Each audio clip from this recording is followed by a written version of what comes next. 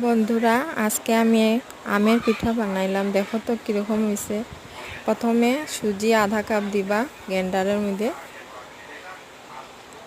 তারপর চিনি আধা কাপ দিবা গ্রাইন্ডারে,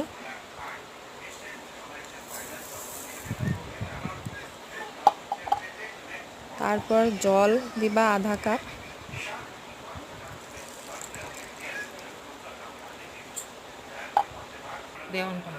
তারপরে পাকা আম, যে কোনো পাকা আম হলেও হবো।